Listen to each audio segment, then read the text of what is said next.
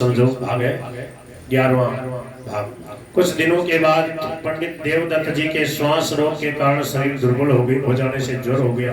अब देखो देवदत्त जी जो इनके ससुर है ना, देखो बचपन में बच्चा जब जन्मता तब क्या करना चाहिए और विवाह के समय क्या करना चाहिए, मरने के समय कैसे क्या करना चाहिए, सब इस एक कहानी में सब कुछ शिक्षा। मरने के समय क्या होना चाहिए, अंतिम समय आ जाएगा।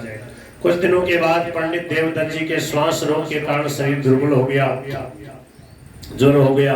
अनेक आयुर्वेदिक दवा की, देखो आयुर्वेदिक दवाई लेनी चाहिए किंतु कोई लागू न पड़ी। सुशीला की रात दिन विनय और प्रेम की हुई सेवा से देवदत्त जी बहुत प्रसन्न थे। बोले बेटी तुम सर्वथा निर्दोष थी, मैंने तुम्हें घर से निकलवा दिया था, वह दुख मेरे हृदय में सूल की तरह चुभता रहता है। सुशीला ने ननद रोहिणी के द्वारा कहलवाया। देखो ससुर जी से सामने सीधी बात नहीं करती है, जो उसने बातें कही ससुर जी ने कि तुमको हमने निकलवा दिया था, तो ननद से कहा कि ससुर जी से ऐसे करो कि ससुर जी आपकी तो कोई गलती है ही नहीं, वह सब घटना तो धोखे से होगी, उसका आपको कोई विचार नहीं करना चाहिए। मैं जो आपसे बहुत दिनों तक अलग रही, इससे मैं अपना बड़ा दुर्भाग्य मानती हूँ। अब इस विषय में आप अपने को हेतु मानकर दुख करेंगे तो उससे उल्टा मेरे चित्त पे विचार होगा। यह सुनकर पंडित जी ने कहा बेटी तुम विचार मत कर, तेरी बात सुनकर अब मेरे चित्त में कोई विचार नहीं रहा। इसके बाद पंडित जी की अवस्था और भी दब गई, बूढ़े थे।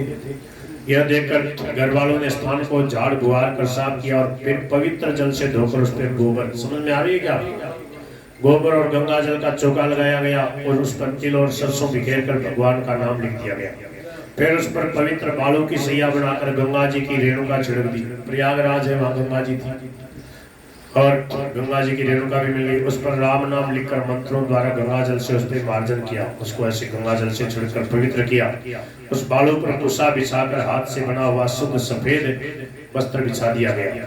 तदनंतर पंडित जी का संकेत पाकर सोमदत्त ने उन्हें पवित्र जल से स्नान कराया और नवीन शुद्ध उत्तरीय और अधो वस्त्र, ये जो धोती उत्तरीय मानी दुपट्टा पहनाकर उनका यज्ञोपवीत बदल दिया। इसके बाद उन्हें उस बालू का वही सैया पे सुला दिया गया और हाथ से बनी हुई एक नवीन शुद्ध सफेद चंद्र उड़ा दी। इसके बाद एक नूतन तुलसी का गमला वहां रख दिया, गले में तुलसी की माला पहना दी, मस्तक पे भगवान का अर्पित किया हुआ चंदन से तिलक कर दिया।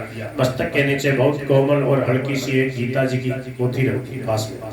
पंडित जी विष्णु रूप के उपासक थे, एक छोटी सी शालिग्राम भगवान की मूर्ति उनके वक्षस्थल पर रख दी।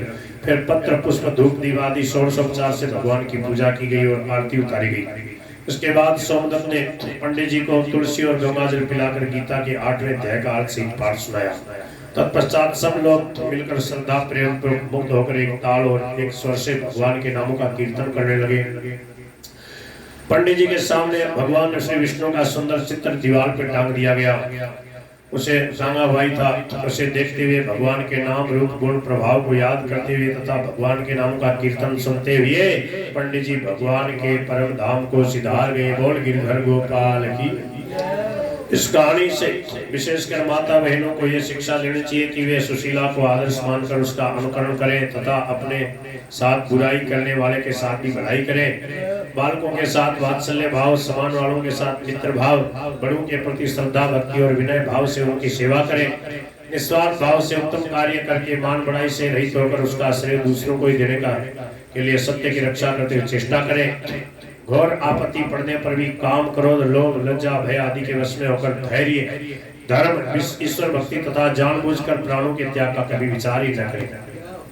सास ससुर माता पिता पति आदि बड़ों की तन मन धन के द्वारा कर्तव्य समझकर निस्वार्थ भाव से विनय पूर्वक सेवा करें। बालकों को अपने आचरण और वाणी द्वारा अच्छी शिक्षा दें। बालकों के विवाह में कुरीतियां और फिजूल खर्चा का सर्वथा त्याग करें। चोर, बदमाश, ठग, नीच और धूर्तों से बचने के लिए बुद्धि विवेक पूर्वक कुशलता से काम लें। बीमारी, मृत्यु और आपत्ति के से ग्रस्त मनुष्य के हित के लिए उनकी निस्वार्थ भाव से सेवा करें। विद्या, बुद्धि, बल, तेज और शिल्प ज्ञान की वृद्धि के लिए तत्परता से यथोचित चेष्टा करें।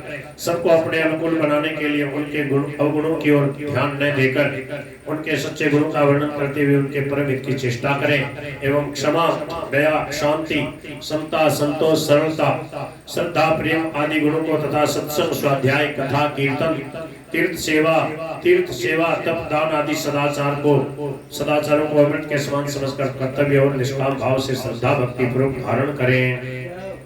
बोलो भक्तवत्सल भगवान की। इस प्रकार ये आदर्श नारी सुशीला की कथा है। इससे जीवन धन्य हो जाता है, पवित्र हो जाता है भगवान की भक्ति से और प्रोत हो जाता है। बोलो सुशीला देवी की जय।